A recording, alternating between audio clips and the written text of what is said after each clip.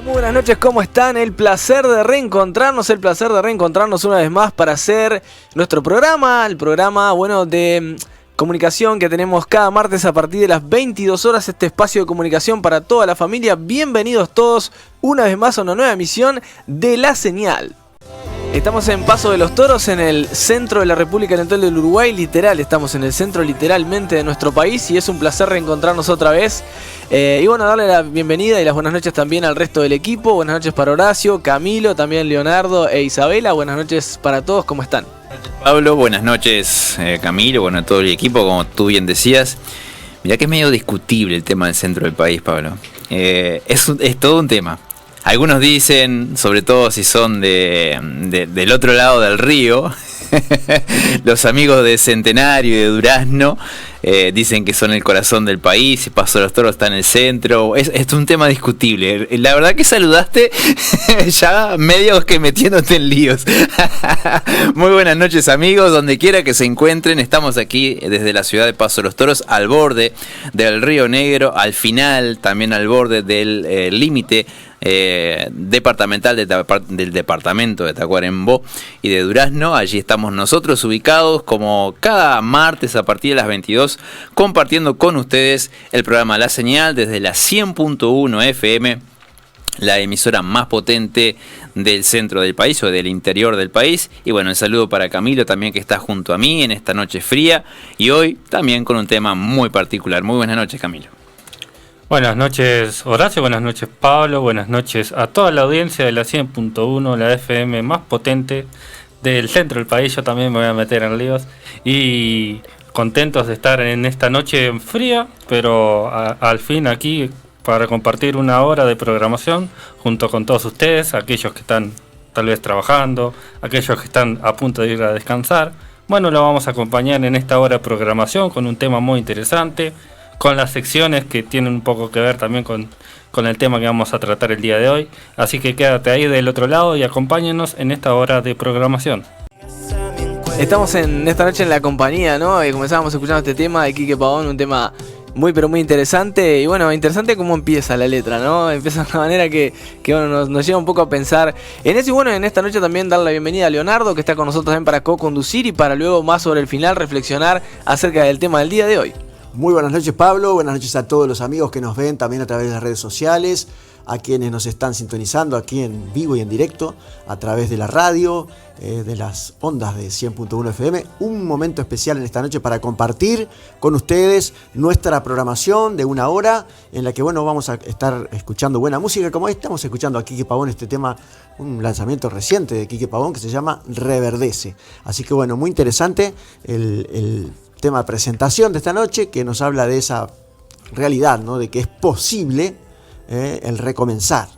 A veces cuando vamos a hablar de un tema sumamente delicado en esta noche, que es la crisis, las tragedias, en una noche tan fría, y estamos viendo ahí en la pantalla, a los que están mirando por internet, el centro de Paso de los Toros ahora, con el monumento ahí característico, en la intersección de las dos avenidas. Una noche fría, realmente fría. Dice AccuWeather que estamos con 9 grados a esta hora. Hay un 77% de humedad, yo creo que hay menos de 9 grados, pero por lo menos la sensación térmica debe ser de 5 menos.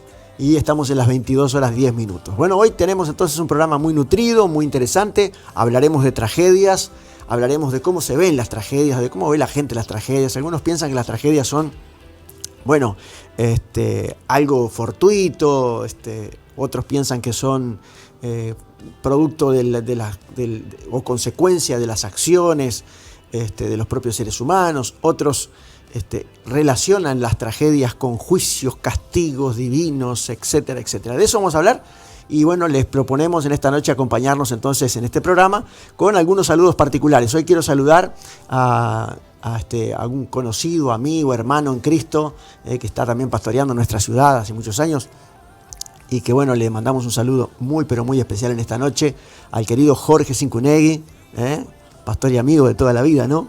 Un saludo muy especial para Jorge, que le gusta Oscar Medina y que el otro día pasamos un par de canciones de Oscar Medina, estaba muy contento.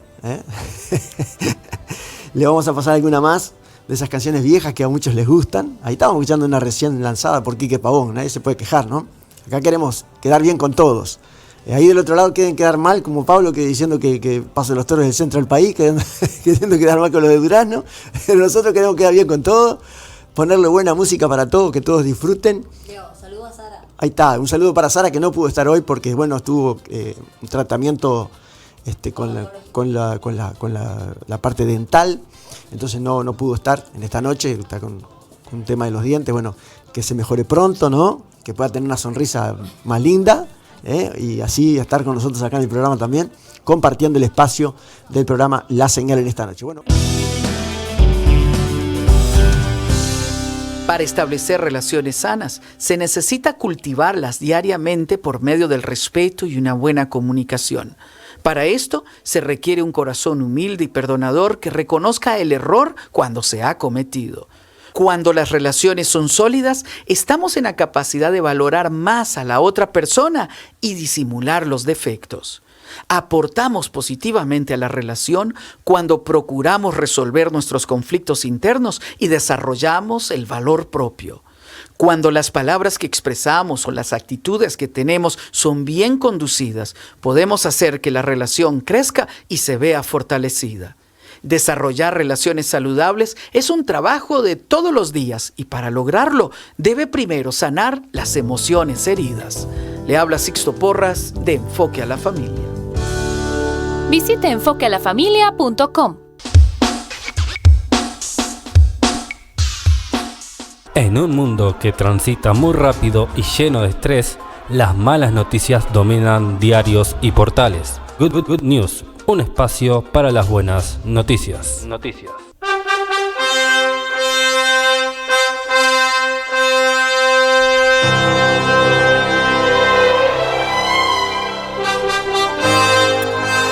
Así es, y la noticia que te traigo el día de hoy, bueno, seguramente ya sepas toda la situación que está pasando allí, nuestros queridos hermanos venezolanos, y bueno, hoy, a pesar de todo esto, que es un tema muy delicado y que es un tema duro también, hay buenas noticias a pesar de todo esto. Milagros en el terremoto de Venezuela. En mitad de la tragedia que vive Venezuela a causa de los terremotos que sacudieron el estado de La Guaira el pasado miércoles, a un pequeño hueco hay para los milagros. Es lo que ha ocurrido este martes, 6 días después del doble terremoto que deja ya al menos 1.719 muertos. Este número va creciendo lamentablemente, con el rescate de un niño de 12 años. Los equipos de emergencia han salvado 2 vidas más, cuando las esperanzas de encontrar a personas con vida bajo los escombros son ya muy escasas. Estoy presente gracias a mi Dios.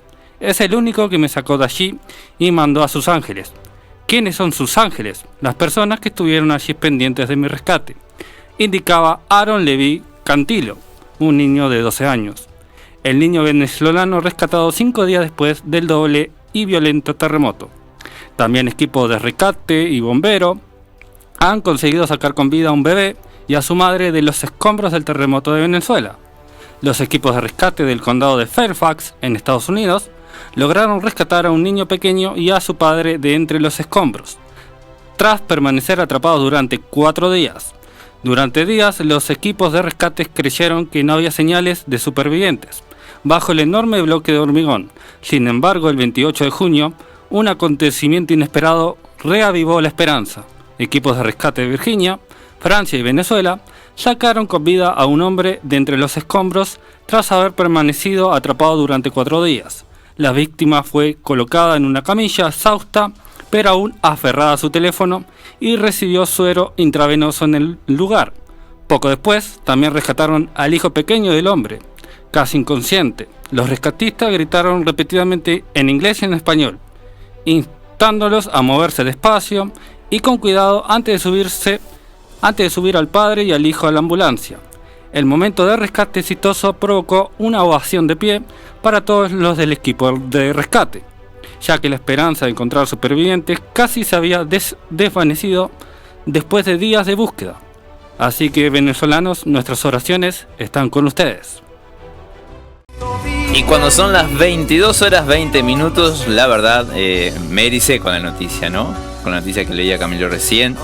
Porque bueno, uno se imagina y creo que la imaginación queda corta, ¿no? Esa situación, estar en el medio de esa situación, ser un rescatista en el medio de esa situación, y yo creo que la imaginación se queda corta. O sea, ojalá Dios quiera que a ninguno de los que nos están escuchando ni a nosotros nos suceda, pero si nos sucediera, yo creo que todo lo que hubiésemos imaginado no alcanza, no llega, ¿no? Y poder escuchar noticias como estas que, bueno, hacen que las personas de alguna manera se aferren a la vida después de 4 días estar bajo los escombros.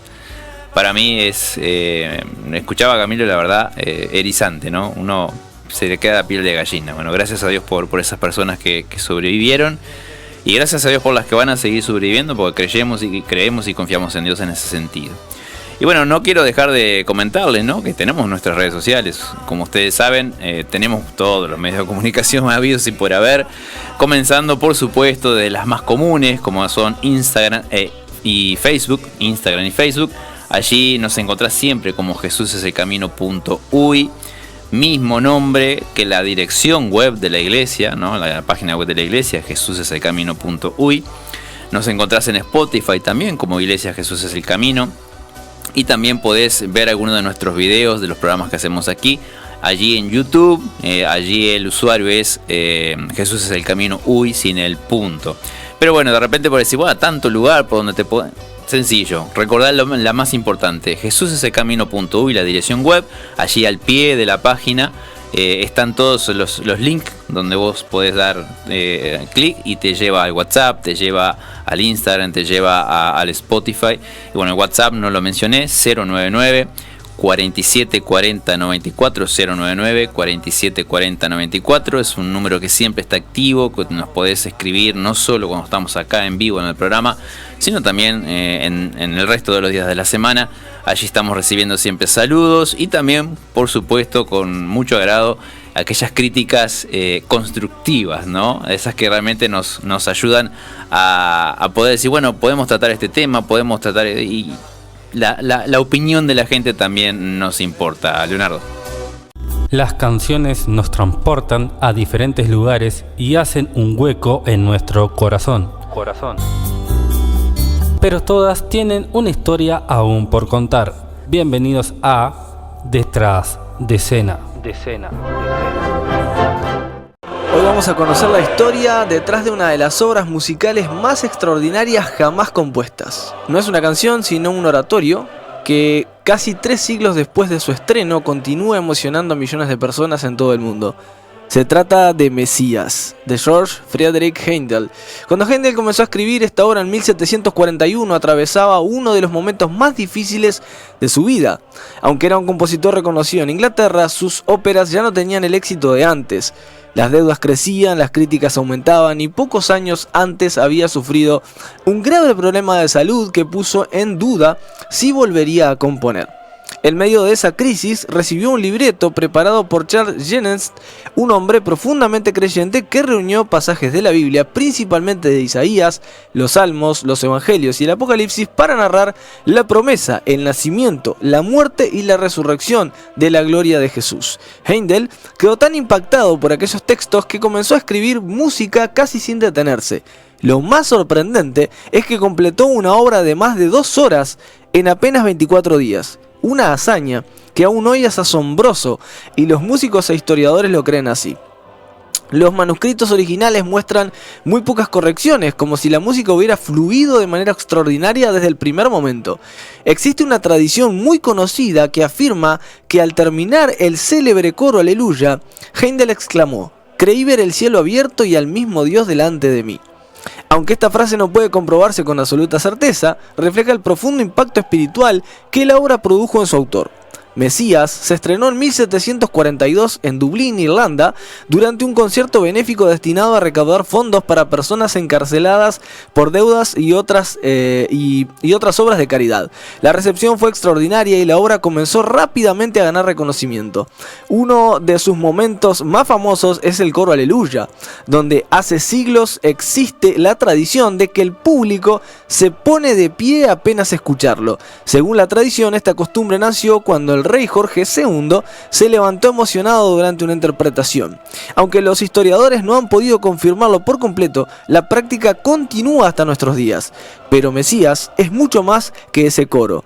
Todo el oratorio está construido casi exclusivamente con textos bíblicos y presenta a través de la música la historia completa de Jesús, desde las profecías de Isaías hasta la victoria de la resurrección y su reinado eterno.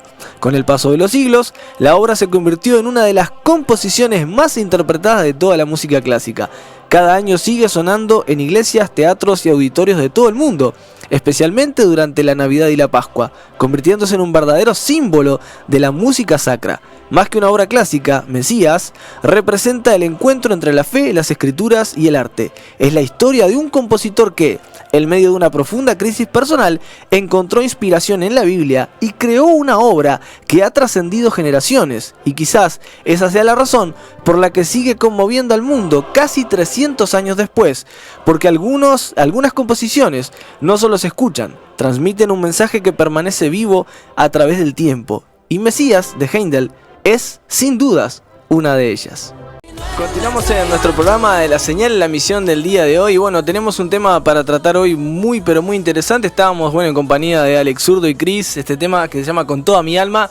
22 horas 35 minutos. Y hoy vamos a tratar un tema muy pero muy importante, como verán ahí en la placa en este preciso momento. Tragedias, más allá de lo que vemos. Porque hay una parte que todos nos enteramos, pero hay una parte que no la vemos o no la conocemos. Y a propósito de eso, y antes de comenzar con los informes que habíamos hablado en reunión de producción, de cada uno traer un informe particular, yo quiero hacer una mención muy importante, corta pero muy importante. En la web oficial de unicef.uy, lo que sería la web uruguaya de UNICEF, ya en la primera página de la web aparece terremoto en Venezuela y ya aparece una forma de donar, una forma segura, porque hay mucha gente que quiere donar, pero hoy en día es un peligro. Entonces yo les animo a que puedan usar la web oficial de UNICEF, ¿sí? Que es un lugar completamente seguro y ahí pueden donar y tienen un sistema de donaciones mensuales a través del cual puedes elegir 3 montos, 150 pesos por mes, 250 pesos por mes o 500 pesos por mes, o una cuarta opción que dice otro monto y puedes poner el monto que quieras y donar por mes. Así que los invito a que puedan, todos aquellos que quieren ayudar de alguna u otra forma a Venezuela, puedan hacerlo a través de la web de UNICEF, unicef.uy, y ya en la primera página aparece todos los datos para donar, el monto que ustedes elijan mensualmente. Parece poco, pero todo suma. También, Pablo, queremos decirle a la gente que nos está escuchando, a los que nos están viendo, que hay muchas organizaciones no gubernamentales, instituciones educativas.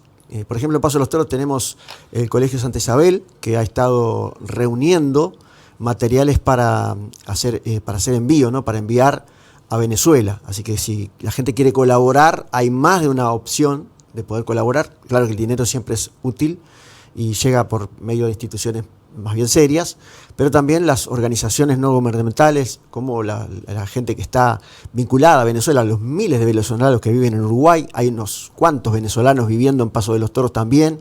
A ellos nuestra solidaridad, nuestro saludo, a todos los venezolanos que viven por acá, que buscando una oportunidad de vivir mejor, de trabajar, de salir adelante, se vinieron para acá y esta tragedia los ha golpeado. No escapa nadie, hemos sabido de casos desgarradores, incluso de gente muy famosa, como un jugador de fútbol muy conocido, el que perdió a su esposa y a sus hijos. Son cosas muy tristes, muy horribles, y la gente allá está pasándolo realmente terrible. Continúan las réplicas. Hoy por la tarde hubo una réplica más de 4.5 grados en la zona, y hay mucha necesidad, así que la gente puede colaborar de muchas maneras. Yo tengo un dato. Sí. En Centenario, sí, la pastora Manet Argüello, sí, o Marianet, como su nombre, sí, en Centenario, las madres de oración. Madres de oración, ahí está, madres de oración. Están vinculadas, o sea, hacen la juntada, como se dice comúnmente, y se lleva para Montevideo. Ahí está. Madres de Oración, que es una organización cristiana que trabaja en todo el Uruguay. Acá en Paso de los Toros, su representante es la pastora Marianet Argüello, que está en la iglesia de La Roca, que está aquí al lado de la Barraca Flores, en el centro de Paso de los Toros. Si quieren pueden ubicarla, acercarse hasta allí y colaborar, porque ellos están haciendo también acopio y buscando la forma de colaborar con la gente que está en esta crisis terrible en Venezuela. Así que un saludo y un abrazo a todos los que están trabajando, colaborando, preocupándose por hacer el bien. Pablo, vamos contigo para que nos cuentes acerca de las tragedias y cómo la gente ve, cómo el mundo ve, cómo se puede entender las tragedias, ¿no? Eso es lo que vamos a tratar de hacer nosotros acá, entender un poquito mejor cómo podemos enfrentar las tragedias. Sí, tal cual, es multicausal las tragedias, bueno, y no existe una sola causa, siempre hay muchas causas. Un estudio sobre la interconexión entre los fenómenos de la naturaleza, el crecimiento demográfico exponencial y el impacto de las decisiones humanas. Cuando ocurre una gran tragedia, muchas veces buscamos una única explicación. Pero la ciencia demuestra que en la mayoría de los casos una tragedia es el resultado de varios factores que se combinan: la naturaleza, la cantidad de personas que son expuestas y las decisiones humanas. La naturaleza, el detonante. La Tierra está en constante movimiento, terremotos, tsunamis, huracanes, inundaciones, erupciones volcánicas, sequías, forman parte del funcionamiento natural del planeta, nunca hay que olvidar eso. Eso es un fundamento natural y cíclico, vuelve a pasar una y otra vez. Y hay lugares en los que ocurre con cierta ciudad. Yo estoy haciendo, eso es personal, lo estoy haciendo para mí. Estoy haciendo una investigación del historial de Venezuela, y tiene un historial Venezuela de terremotos. Lo que pasa que este ha sido los más potentes de su historia, pero tenía historial porque está Venezuela y otros países de Latinoamérica están ubicados sobre lo que se llama el cinturón de fuego, y ahí ocurren terremotos. Pero hay un punto clave: un fenómeno natural no siempre se convierte en una tragedia. ¿Por qué? Esto es muy importante. Un terremoto muy fuerte en una zona sin población puede causar muy pocos daños, ¿no? En un lugar de campo abierto, por ejemplo. Pero el mismo terremoto debajo de una ciudad densamente poblada puede provocar miles de víctimas. Es lo que está ocurriendo en Venezuela. Hay una conclusión científica: el desastre aparece cuando una amenaza natural encuentra una población vulnerable. Eso es lo interesante. Ahí es cuando realmente se convierte en una tragedia. Porque yo estuve viendo también que han habido lugares del mundo donde demográficamente no hay población, no hay edificios, es campo, y han ocurrido en esos lugares terremotos fuertísimos de 9 grados, pero claro, no hay gente, entonces los daños son solamente a la geografía. Pero cuando hay lugares densamente poblados tenemos un gran problema: la demografía. Más personas, más exposición. Uno de los grandes cambios que ha tenido la humanidad es el crecimiento de la población. En 1950 el planeta tenía aproximadamente más de 2.500 millones de habitantes, pero hoy superamos los 8.000 millones de habitantes. Es decir, la población mundial se multiplicó más de 3 veces en menos de un siglo. Además, cada vez más personas viven en ciudades. Ese es el verdadero problema. Actualmente, aproximadamente el 57% de la población mundial vive en zonas urbanas. Y para el año 2050, a este ritmo, se estima que cerca del 70% viva en ciudades. Esto significa más edificios, más infraestructura y más personas expuestas cuando ocurre una emergencia. La ubicación donde vive una población puede transformar un fenómeno natural en una gran tragedia. El error humano. Este es el otro punto. Cuando el riesgo se multiplica, los especialistas explican que muchas veces no es solamente la fuerza de la naturaleza la que provoca las muertes, sino la vulnerabilidad creada por el propio ser humano. Algunos factores críticos son las construcciones deficientes, el incumplimiento de normas de seguridad, y es triste pero a Venezuela le está pasando esto, la falta de controles, el sistema de alerta insuficiente, ¿sí? Porque hay lugares donde se invierte en mucho menos en sistemas que puedan prever esas situaciones. La mala planificación urbana, sí, exacto, construyen una ciudad al borde de un lugar que se va a inundar y no lo prevén. Construcciones en zonas de riesgo, falta de mantenimiento de las infraestructuras, falta de preparación para esa población. Por eso existe una idea muy repetida de lo que es la gestión de riesgo. Los fenómenos naturales pueden algunos evitarse, pero muchas catástrofes solo pueden reducirse. Los datos del mundo, y con esto termino.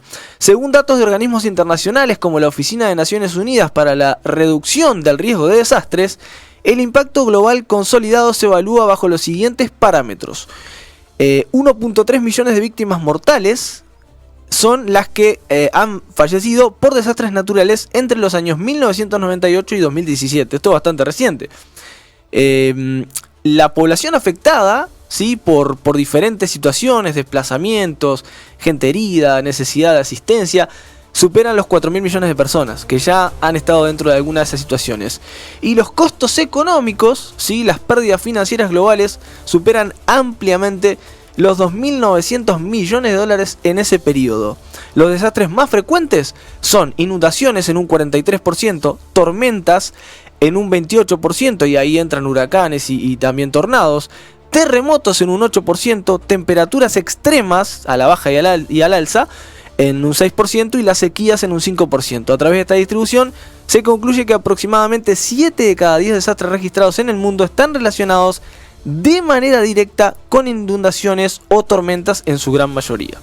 Y para completar, ¿no?, la realidad que vivimos actualmente, en la idea popular de la gente, a veces malinterpretando algunas cosas y de repente incluso hasta siendo un poco, ¿cómo decirlo?, grotesco, ¿no?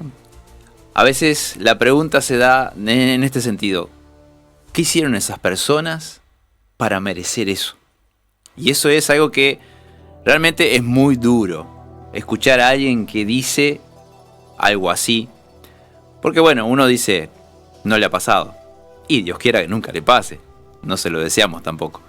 Pero la realidad es que estar en esa situación es de las más tristes, difíciles, capaz que de las situaciones más difíciles y feas debe ser la guerra, tal vez, la que se puede comparar. Es muy posible.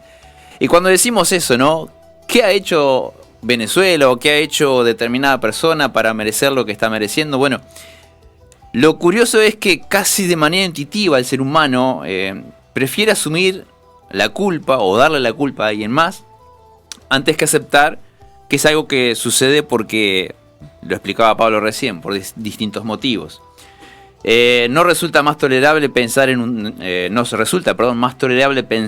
un Dios o en un universo castigador que en un mundo caótico donde las desgracias simplemente ocurren. Pero ¿tiene esta pregunta un fundamento real en las grandes religiones del mundo? La respuesta se divide en dos partes. El mapa occidental, donde generalmente el karma y la justicia cósmica, que son tomados por el hinduismo y otras religiones semejantes, hablan de que en ese contexto, en esas tradiciones, la frase ¿qué habré hecho yo o qué habrá hecho la persona? No es un lamento metafórico, sino una descripción matemática de la realidad. Todo el sistema se sostiene sobre la ley del karma, la gran ley de causa y efecto espiritual. Aquí no existe la figura de un Dios juez que se enoja en un trono y decide enviarte una desgracia desde el cielo.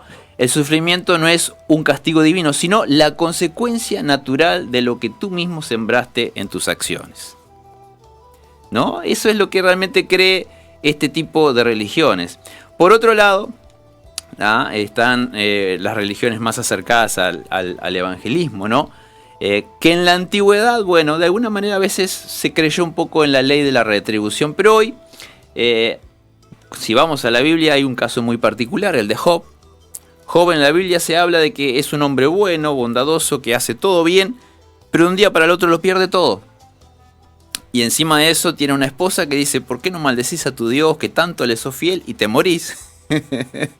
Y detrás de eso vienen unos amigos que insistentemente dicen: che, Job, en vez de venir a darle aliento, che, Job, ¿qué habrás hecho vos? ¿En qué estuviste mal para recibir este castigo que Dios te está dando? Y al final de la historia de Job se habla justamente de un Dios que responde desde el cielo a los amigos de Job y a Job mismo, de que lo que a Job le había tocado vivir simplemente era una situación que Dios le había permitido, pero no porque le hubiese pecado, hubiese estado mal. Significa que no todo lo que sucede a las personas en la vida tiene que ver con una consecuencia de algo que hizo. Como este caso. Capaz que por ahí el pensamiento llega, Venezuela. Yo incluso escucho a gente que sostiene una Biblia a veces, ¿no? Diciendo, es que el pecado de Venezuela, ¿no? Pero la realidad es que no siempre y casi nunca, recordemos que creemos en un Cristo que siendo justo murió por todos los pecadores.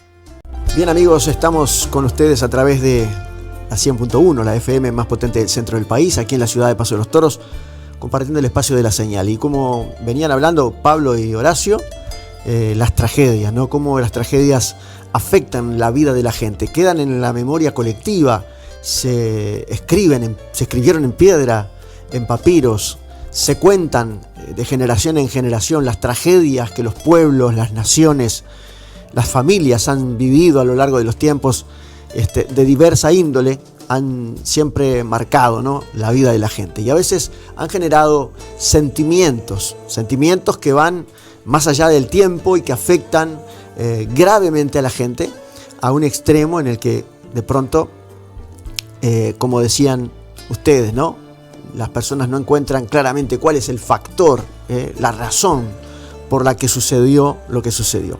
Interesante la reflexión de Pablo de que hay muchos factores por los cuales suceden tragedias. Y no podemos negar que existe el error humano.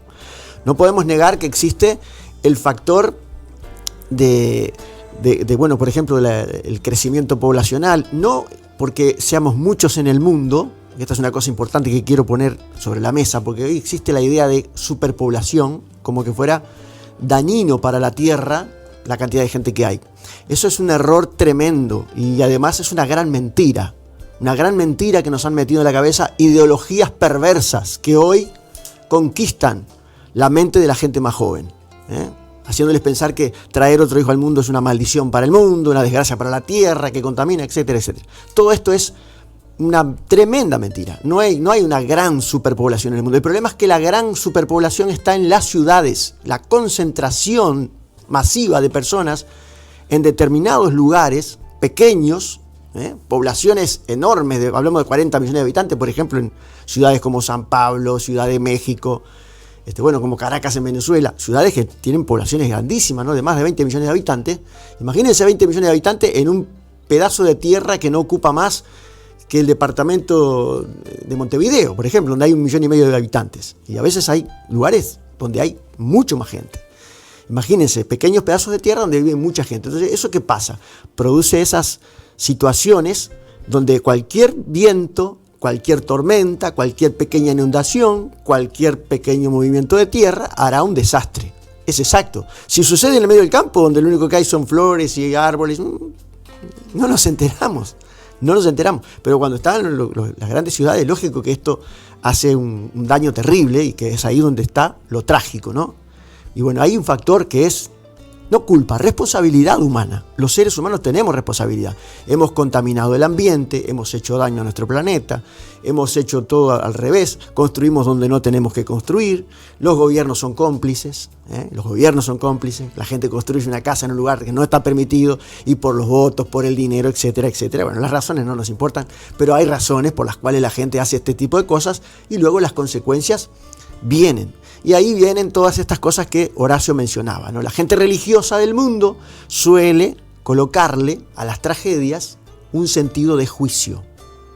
La palabra juicio es una palabra muy fuerte, y para nosotros cristianos en la Biblia la palabra juicio es una palabra tan fuerte, que en el Antiguo Testamento, en la mitad de la Biblia para atrás, todo lo que es antes de Cristo, el juicio está permanentemente sobre la mesa. ¿Por qué? Porque Dios trae juicio a través del diluvio, Dios trae juicio a través del castigo de Sodoma y Gomorra, Dios trae juicio al pueblo de Israel cuando desobedece, Dios trae juicio por medio de las tragedias, Dios trae juicio por la muerte de los hijos, y ahí en la Biblia vemos que los profetas se levantan y anuncian el juicio y el castigo del pueblo de Israel y todo lo que va a suceder en el mundo, y eso es en el Antiguo Testamento, ¿correcto? Ahora, en el Nuevo Testamento la palabra juicio tiene otro peso, y solo a uno le es permitido el tipo de juicio que se usa en el Antiguo Testamento, que es Dios, ¿no? Entonces ahora Jesús viene al mundo a tomar sobre su espalda todos los juicios que tendrían que recibir los seres humanos, todos los castigos que tendrían que recibir los seres humanos por sus pecados. Entonces sí existe el juicio sobre el pecado, por supuesto, desde el pecado original y todos los pecados de los hombres, la Biblia dice, no quedarán sin su pago. Ahora bien, ¿quién es el que juzga esas cosas? ¿La juzga alguien con un micrófono en la mano, con una Biblia, con una idea teológica de lo que piensa Dios? No, eso lo juzga solamente Dios, y solo en la mano de Él está el dar o no el castigo que alguien merece. ¿Quiénes somos nosotros para decir quién ha hecho algo tan malo para merecer semejante castigo. Hemos oído a algunos cristianos en el mundo de hoy, no sé si llamarlos hermanos, porque la verdad que me pesa decir que son hermanos, alguien que se para en un púlpito y dice que lo que le pasó a Venezuela es un castigo porque hay idolatría. Y lo que le pasó a Israel no es un castigo por la idolatría. Y lo que le pasó al Uruguay no es un castigo por la idolatría. Podemos decir que el perder entonces el campeonato del mundo es un castigo por la idolatría, porque adoran a los jugadores, entonces les va mal. Y si vamos a hablar de lo que es idolatría y de lo que es pecado, no quedaría nadie. El rey David escribió una vez y dijo lo siguiente en el Salmo 143: Oh Jehová, si miraras al pecado, ¿quién estaría de pie? Mas para que seas temido hay en ti abundante misericordia. Dios es misericordia y su gracia es lo que nos consta que vino a anunciar el Señor Jesucristo. El reino de Dios es misericordia y gracia. Llega a decir la Biblia algo tan fuerte como esto: juicio sin misericordia se hará con aquel que no usare de misericordia. La Biblia dice que la justicia de Dios no está quitada. Dios no ha quitado la justicia de la mesa, pero está empleando con nosotros su misericordia. Este es el tiempo de la misericordia y de la gracia de Dios. Dios es bueno y misericordioso y no quiere que nadie sea destruido. No quiere que nadie vaya al infierno, hablando mal y claro, ¿no? Porque ese es el juicio que realmente importa. ¿Dónde va a ir nuestra alma al final? Pero lo que nos pasa en esta tierra es lo que le pasa a cualquiera. Todos vamos a morir de una forma o de otra. Las tragedias nos van a suceder a todos, nos guste o no nos guste. Y si uno mira la Biblia, se va a dar cuenta, por ejemplo, en el libro de los Hechos de los Apóstoles, cuál fue el final de algunos de los apóstoles que sirvieron a Cristo, que fueron martirizados a pedradas, que fueron a filo de espada, murieron asesinados con una espada. Luego la tradición nos dice que, por ejemplo, tanto Pablo como Pedro murieron de forma trágica. A uno le cortaron la cabeza, a otro lo crucificaron cabeza para abajo, al apóstol Andrés lo crucificaron sobre una X, a Timoteo lo atravesaron con lanzas, etcétera, etcétera. Si uno lee la historia va a encontrarse que las tragedias siempre rodearon al pueblo cristiano. Los primeros cristianos en la Roma antigua fueron lanzados a los leones. ¿Qué juicio estaban recibiendo?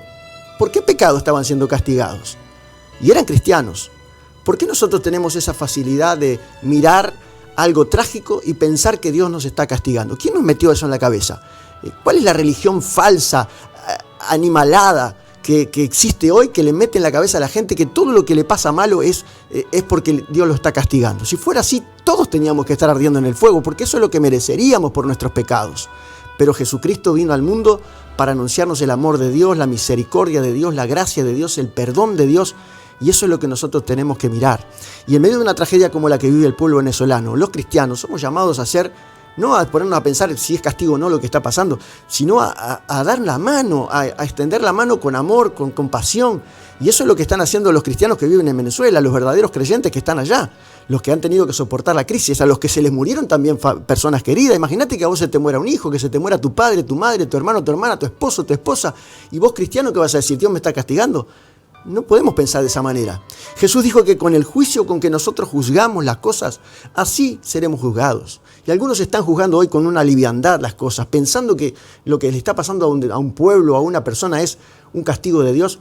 Es un atrevimiento, es una falta de respeto a Dios, que Él es el verdadero juez. Porque Él es el juez y Él es el juez que está a la puerta, dice la Biblia. Y si el juicio debiera empezar, dice el apóstol San Pablo, ¿saben dónde tiene que empezar?